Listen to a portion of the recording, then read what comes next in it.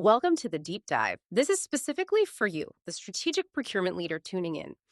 Today, we're tackling something fundamental but often confused: the difference between an RFI, a request for information, and an RFP, request for proposal.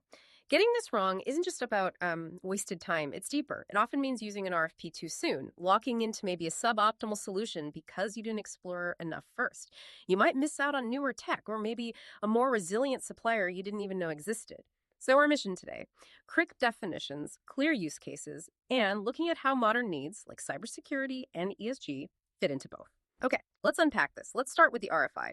At its core, what is it? It's really a tool for exploring the market. You use it early stage, helps you understand what's actually possible, identify a wide range of suppliers, and maybe even refine your own requirements based on what you learn.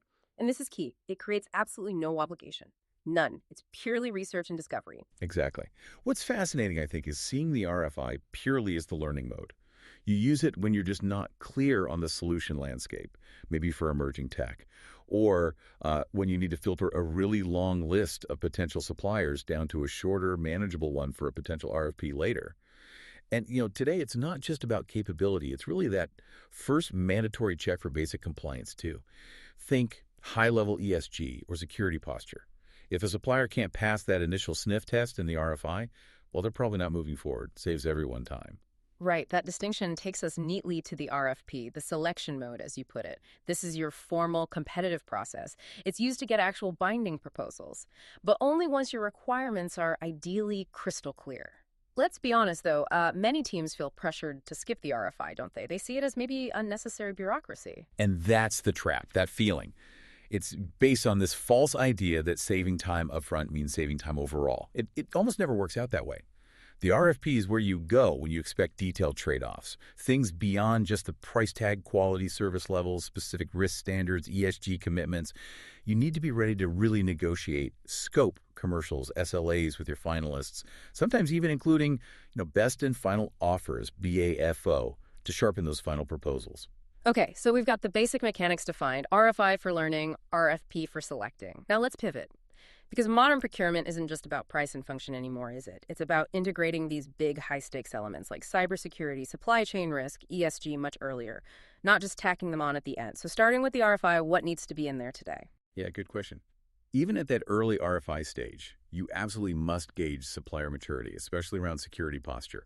Ask for high-level controls, maybe reference standards they align with. Something like the NIST-C SCRM guidance is a good starting point. It directly addresses supply chain risk. Doing this screens out suppliers who are obviously weak or immature in these critical areas. It prevents you wasting serious time and resources evaluating them in a full-blown RFP later. And then when you do move to that formal RFP, it shifts from just screening to actual scoring, right? The RFP needs structured, measurable responses on cybersecurity, data privacy, hard ESG evidence, integration capabilities. And these can't just be attachments buried somewhere. They need to be built into the core structure, weighted, scored sections. We've all seen it, haven't we? An RFP lands, and you can just tell the team asking didn't really finish the RFI homework. The requirements are vague. That fuzzy requirements problem, it's probably the most common pitfall. It leads straight to apples and oranges responses, makes evaluation a nightmare. The most effective approach really is sequential. Start with that RFI. Test your assumptions. See what new ideas pop up. Maybe suppliers have embedded AI in their portals you didn't know about.